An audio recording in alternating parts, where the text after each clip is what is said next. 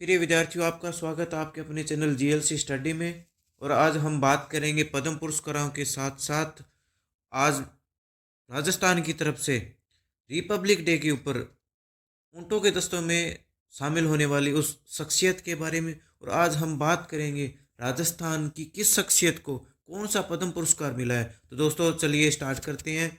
शुरू करने से पहले अगर दोस्तों आप हमारे चैनल में नए हो तो प्लीज़ चैनल को सब्सक्राइब कर लें, ताकि आपके पास में डेली दैनिक सूजसार, जिसमें भारत और राजस्थान के दोनों का करंट अफेयर्स दिया जाएगा, उससे आप जुड़े रहें। हमारे टेलीग्राम चैनल जीएलसी स्टडी से भी प्लीज़ दोस्तों जुड़ जाएं, ताकि आपको जो पीडीएफ और जो क्लासेस हैं वो आपको एक जगह मिल सके। और हमारा इंस्टाग्राम सोशल मीडिया जो चैनल है जीएलसी स्टडी 001, उससे भी जुड़ जाएं। और चलिए दोस्तों करते हैं आज की क्लास के क्लास शुरू। और शुरू करने से पहले एक मोटिवेशनल थॉट के साथ में। मोटिवेशनल थॉट हमारी ये है दोस्तों, जीत लो जीत लो हर लम्हा, बीत जाने से पहले लौट कर याद आती है वक्त नहीं। यानी आप अपनी जीत को आगे अग्रसर बढ़ाइए। जो वक्त चला गया वो दोबारा आपके पास में लौट कर नहीं आने वाला है, सिर्फ हमें वो वक्त याद ही आएगा। काश हम उस समय हम मेहनत कर लेते। तो दोस्तों शुरुआत करते हैं आज हमारे पहले क्वेश्चन के साथ में। हमारा दोस्तों पहला क्वेश्चन है कि पीएम अजय योजना के तहत हमारे जो सामाजिक न्याय और अधिकारिता मंत्री श्री गहलोत जी हैं, उन्होंने उनको हरी झंडी दिखाई है। उन्होंने गणतंत्र दिवस 2024 पर दोस्तों 45 लाभार्थी परिवारों को, उनके बच्चों से 70 व्यक्तियों को वहाँ पर एक वैन के द्वारा वहाँ पर भेजा है। दोस्तों हम बात कर रहे हैं पीएम अजय योजना। दोस्तों पीएम अजय योजना क्या है, इसका इसमें क्या क्या होता है। दोस्तों पीएम अजय योजना है प्रधानमंत्री प्रधानमंत्री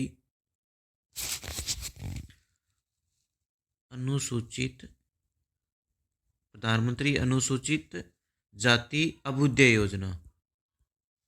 अभ्युदय योजना अभ्युदय योजना इसमें दोस्तों अनुसूचित जाति के बेरोजगार लोगों को उनका सब रोजगार चलाने के लिए भारत सरकार द्वारा 50,000 रुपये लोन दिया जाएगा। ठीक है दोस्तों, प्रधानमंत्री अनुसूचित अभ्युदय योजना है पीएम अजय योजना। इसके तहत अनुसूचित जाति के बेरोजगार युवकों को उनका स्वरोजगार चलाने के लिए 50,000 रुपये का ऋण दिया जाता है। ठीक है दोस्तों, चलिए नेक्स्ट प्रश्न पे।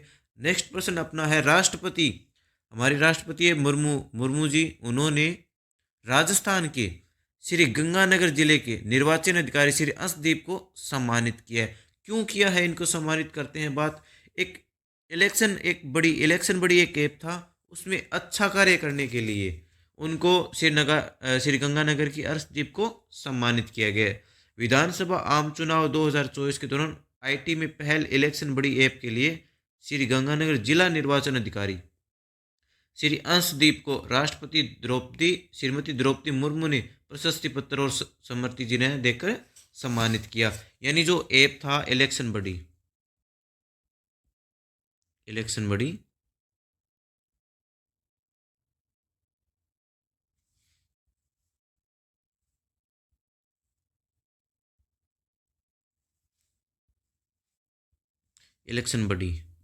ठीक है दोस्तों, इनमें अच्छा कार्य करने के लिए इनको सम्मानित किया गया। चलते हैं अपने नेक्स्ट प्रश्न की तरफ। अपना नेक्स्ट प्रश्न है आज मिलने वाले पद्म पुरस्कारों को पद्म पुरस्कारों के बारे में।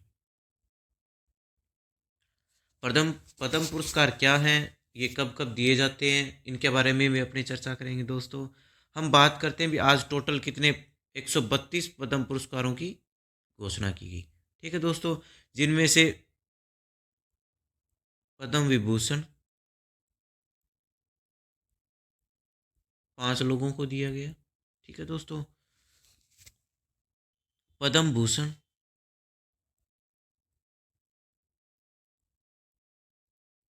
17 लोगों को दिया गया। और पद्म श्री 110 लोगों को देने की घोषणा की गई, जिनमें से राजस्थान के भीलवाड़ा के जानकी लाल, बीकानेर के अली मोहम्मद और गनी मोहम्मद, लक्ष्मण भट्ट तेलंग और माया टंडन को पद्मश्री से सम्मानित किया गया। यानी राजस्थान के कितने 5 लोगों को पद्मश्री दिया गया। कितने लोगों को दिया गया पद्मश्री? 5 लोगों को। जिनमें फर्स्ट नाम आता है अपने जानकी लाल।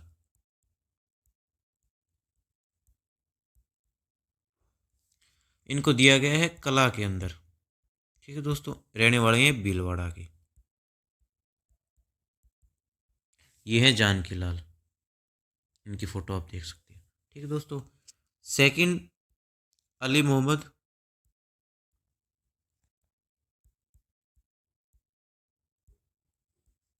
व गनी मोहम्मद।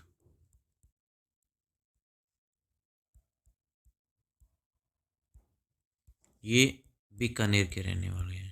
इनको संयुक्त रूप से दिया गया है। ठीक है दोस्तों, ये मांड गायन के अंदर कलाकार है। ये फोटो इनकी, इनके अंदर है मांड गायन के अंदर। ठीक है, तीसरा लक्ष्मण भट्ट तेलंग।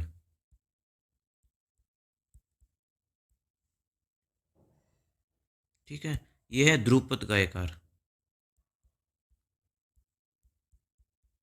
ठीक है दोस्तों, और चौथा अवार्ड दिया है माया टंडन को, माया टंडन जी को।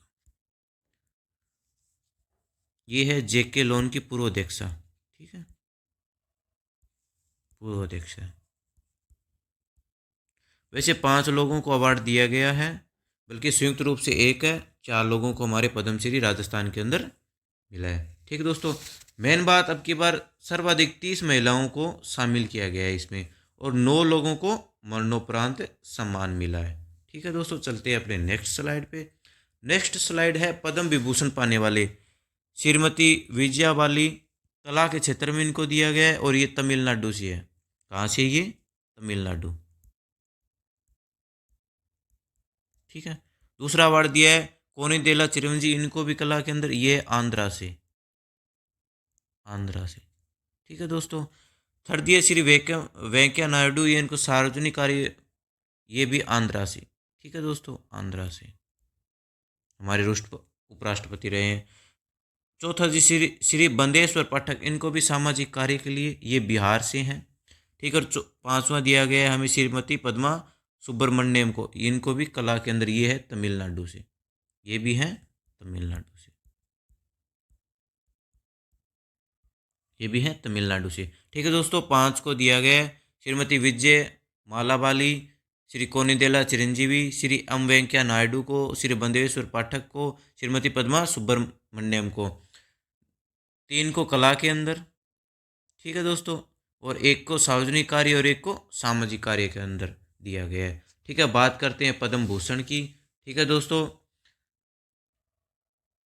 फातिमा बीवी हैं, इनको मरणोपरांत दिया गया जो केरला से है। श्री हरमोशी जी गामा है, उनको महाराष्ट्र से। श्री चक्र श्री मिथुन चक्रवर्ती हैं, उनको वेस्ट बंगाल से। सीताराम जिंदल है, इनको कर्नाटका से। इनके ये नाम दिए गए हैं दोस्तों, इनका फील्ड और इनकी जो जहाँ से ये बिलोंग करते हैं। ठीक है दोस्तों, मतलब 17 इन लोगों को, 5 ये, और वो 132 बच गए वो अन्य लोगों को। अब बात करते हैं पद्म पुरस्कार कब और क्यों और किस लिए दिए जाते हैं। ठीक है दोस्तों, चलते हैं अब। पद्म पुरस्कारों की जो शुरुआत 1954 में हुई थी, ये 4 तरह के पुरस्कार हैं। स्टार्टिंग कब हुई थी इनकी? 1954 के अंदर। टाइप इनकी 4, जिनमें से सबसे ऊपर आता है भारत रत्न। उसके सेकंड पर आता है पद्म विभूषण।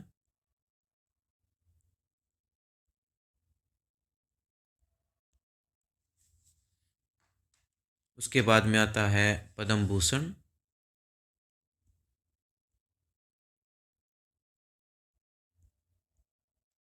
उसके बाद में आता है पद्म श्री।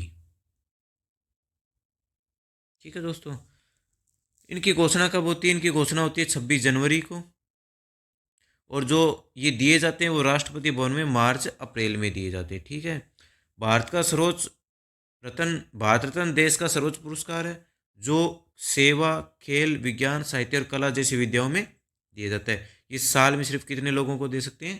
3 लोगों को। अब तक टोटल कितने लोगों को मिल चुका है? 48 लोगों को मिल चुका है। प्रथम 1954 में प्रथम दिया गया था 1954 के अंदर, और जो दिया गया था वो दिया था सर्वपल्ली राधाकृष्णन को दिया गया था।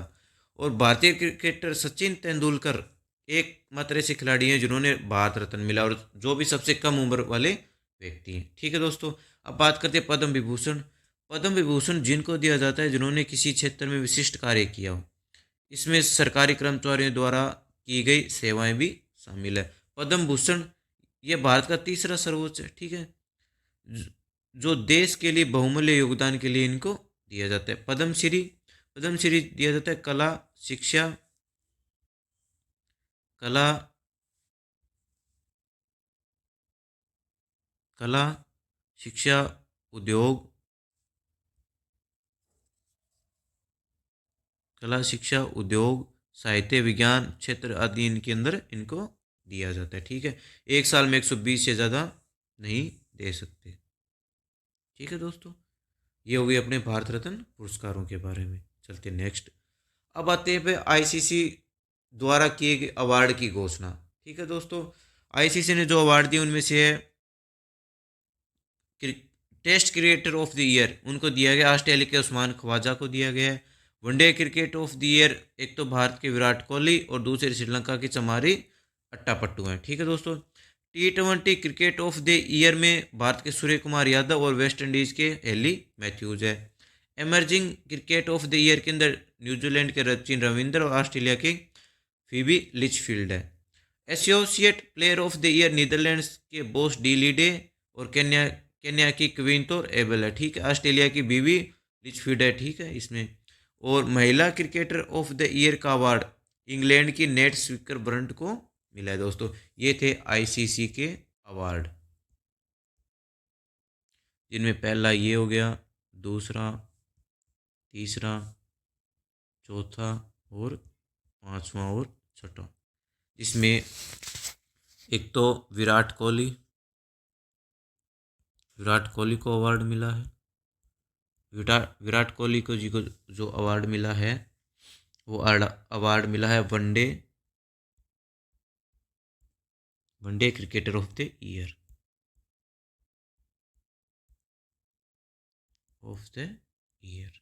एक सूर्य कुमार यादव को अवार्ड मिला है, वो मिला है T20 cricket of the year,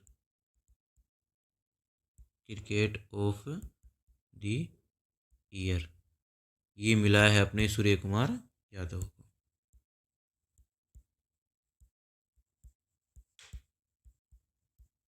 ठीक है दोस्तों, भारत की तरफ से 2 लोगों को अवार्ड दिया गया है।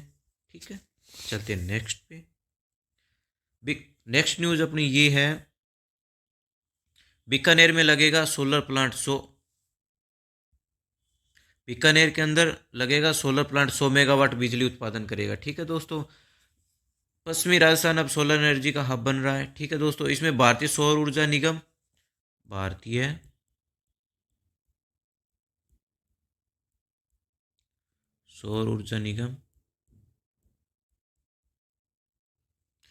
द्वारा एक ग्रीन एनर्जी प्राइवेट लिमिटेड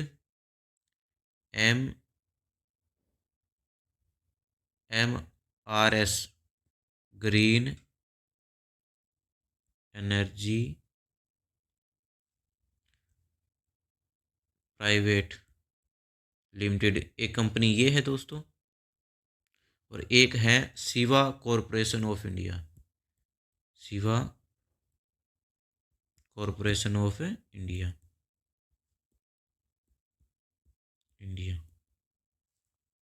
ठीक है, इनके सहयोग से 100 मेगावाट का एक 100 मेगावाट का बीकानेर के अंदर सौर ऊर्जा संयंत्र लगाएगी। ठीक है, चलिए नेक्स्ट बात करते हैं अपने गणतंत्र दिवस पर बीएसएफ में सब इंस्पेक्टर स्वीता आर्य करेगी ऊंट दस्ते का नेतृत्व। यानी राजस्थान की तरफ से स्वीता आर्य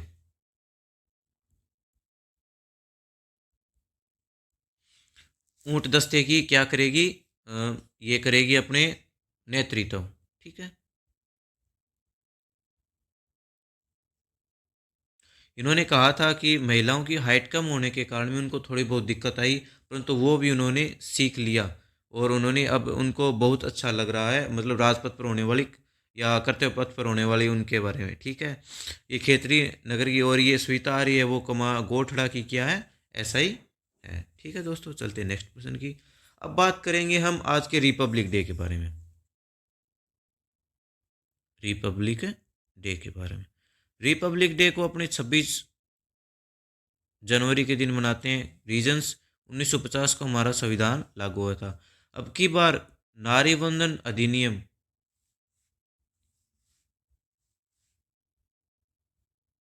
वैसे देखा जाए तो अब की बारी परेड के अंदर सर्वाधिक मैक्सिमम महिलाओं की भूमिका रहेगी। ठीक है, तो उनके देखते हुए हमारी जो रिपब्लिक डे बनाने का रीजन्स ये था, भी हमारा संविधान बनकर तैयार हुआ और उस दिन हमारा देश गणतंत्र हुआ, तो हम 26 जनवरी 1950 को बनाते। उन गणतंत्र बनाने के अंदर, उस संविधान बनाने के अंदर किन किन महिलाओं की भूमिका रही थी, उन महिलाओं के बारे में अपने जानेंगे। वो टोटल महिलाएं थी, 15 महिलाएं थी। ठीक है, उनमें से 299 टोटल सदस्य थे, 284 पुरुषों के साथ इन 15 महिलाओं ने मिलकर क्या बनाया था, संविधान, जिनमें से अम्मू स्वामीनाथन थी एक। ठीक है, इनका इन्होंने कहा था कि समान मत अधिकार की उन्होंने पैरवी की थी। ये तमिलनाडु की रहने वाली थी, ये रहने वाली थी तमिलनाडु की। ठीक है दोस्तों, इन्होंने भारत छोड़ो के अंदर का लिया था, बाल विवाह और देवदासी जैसी कुप्रथाओं का उन्मूलन भी उन्होंने काम किया था। दूसरी थी हमने बेगम कुदसिया, इन्होंने हिंदी हिंदी को राष्ट्र बनाने की ये पक्षधर थी और ये थी पंजाब से। ठीक है दोस्तों, तीसरी थी दक्षायनी वेलायुधन, आरक्षण के खिलाफ रही, ये आरक्षण के खिलाफ रही, ये केरल की थी और एकमात्र दलित। ठीक है, एकमात्र। चौथी थी एनी मैस्किन, इन्होंने रियासतों के विलय में भूमिका निभाई थी। ठीक है दोस्तों, त्रिवेंद्रम की रहने वाली थी, यानी केरला की। पांचवी थी दुर्गाबाई देशमुख, इन्होंने हिंदी को बढ़ावा दिया था, ये रहने वाली थी आंध्र प्रदेश की, आंध्रा की, आंध्र। सी जीवराव मेहता, इन्होंने लैंगिकता समानता की हिदायत दी थी। ठीक है दोस्तों, सातवीं थी अपनी सरोजनी नायडू, इनको केसर ए हिंद, केसर ए हिंद उपाधि इनको दी गई थी। आठवीं थी सुचेता कृपलानी, सुचेता कृपलानी पहली फर्स्ट सीएम बनी थी, सुचेता कृपलानी, सुचेता। ठीक है, यूपी की फर्स्ट सीएम फीमेल। ठीक है, नौवीं थी विजय लक्ष्मी पंडित जी, जो थी अपने पंडित नेहरू की बहन और उन्होंने आज़ाद हिंद फौज में बहुत बड़ी भूमिका निभाई थी। 10वीं थी कमला चौधरी। ठीक है, ये 6 बार जेल गई थी। 11वीं थी लीला रॉय, जिन्होंने दंगों में 400 महिलाओं को बचाए थे। दंगे थे नोआखली दंगों के अंदर उन्होंने 400 महिलाओं की जान बचाई थी, लीला रॉय। 12वीं थी मालती चौधरी, किसानों के अधिकारों के बारे में उन्होंने क्या की थी, आवाज़ उठाई थी और इन्हें तूफानी कहा जाता था, इनको तूफानी, तूफानी के नाम से, जैसे सरोजनी नायडू को केसर ए, सरोजनी नायडू को केसर ए हिंद कहा जाता। 13वीं थी रेणुका राय, पैतृक संपत्ति के अधिकारियों के लिए उन्होंने मुहिम चलाई थी, जो पश्चिम बंगाल की थी, WB से रहने वाली थी। राजकुमारी अमृत कौर, एम्स के अंदर उन्होंने बहुत बड़ी भूमिका निभाई थी। ठीक है, 15वीं थी पूर्णिमा बनर्जी, दांडी मार्च की और भारत छोड़ो आंदोलन की उनमें। ठीक है, ये अरुणा आसफ अली की छोटी बहन थी, उन्होंने दांडी मार्च के अंदर इन्होंने भाग लिया था। 15 फोटो के अंदर वो महिलाएं हैं जिन्होंने भारत के संविधान बनाने में अहम भूमिका निभाई थी, जिसमें एकमात्र दलित थी दक्षयानी वेलायुधन, आरक्षण के खिलाफ लड़ी थी। ठीक है, ये पंजाब की बेगम कुसदिया पंजाब की थी। ठीक है, राशि परिवार से थी। तमिलनाडु से अम्मू स्वामीनाथन थी। एनी मैस्किन थी। दुर्गाबाई देशमुख थी, जिन्होंने हिंदी को बढ़ावा देने के लिए पक्षधर थी। सजीव राव मेहता थी। सरोजनी नायडू, ठीक है, जिन्हें केसर ए हिंद कहा जाता है। ठीक है, सुचेता कृपलानी जो फीमेल सीएम बनी थी। ठीक है दोस्तों, उत्तर प्रदेश की विजयलक्ष्मी पंडित थी जिन्होंने आज़ाद हिंद फौज में काम किया था। कमला चौधरी थी, ठीक है, जो 6 बार जेल भी गई हुई थी। लीला रॉय थी। मालती चौधरी थी जिनको तूफानी नाम से जाना जाता है। रेणुका रॉय थी। राजकुमारी अमृत कौर थी। ठीक है, ये संयुक्त प्रांत से आने वाली थी। और पूर्णिमा बनर्जी थी। ठीक है दोस्तों, चलते हैं नेक्स्ट स्लाइड पे। आज का अपनी लास्ट क्वेश्चन है, पूर्व स्पीकर हरिशंकर भाभड़ा का निधन।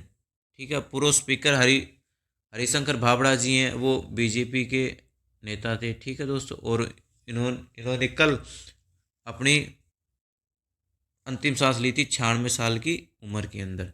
ठीक है, तो दोस्तों इन्होंने कहा था जो नया राजस्थान विधानसभा क्षेत्र है, राजस्थान विधानसभा है न्यू,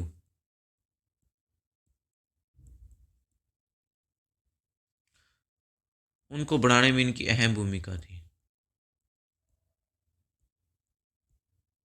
इन्होंने उस टाइम सीएम थे भैरव सिंह शेखावत, उनको कह दिया था अगर आप नए भवन के बजट का प्रावधान नहीं देते हो तो मैं विनियोग विधेयक को पास नहीं कराऊंगा। ठीक है, तो उन्होंने इनकी अहम भूमिका रही थी। ठीक है दोस्तों, इनका जन्म हुआ था 6 अगस्त 1928 को। ठीक है, और ये 16 मार्च 1990 से 5 अक्टूबर 1994 तक 2 बार अध्यक्ष रहे थे। ठीक है दोस्तों, ये 2 बार अध्यक्ष रहे थे। चूरू जिले के रतनगढ़ से 1985, 1990 और 93 में राज्य विधानसभा चुनाव जीते। ठीक है, और ये नागौर जिले के डीडवाना के निवासी रहे हैं। ठीक है दोस्तों, और ये भारतीय जनता के नेता रहे हैं। 6 अक्टूबर 1994 से 98 तक राजस्थान के उप मुख्यमंत्री भी ये रहे हैं।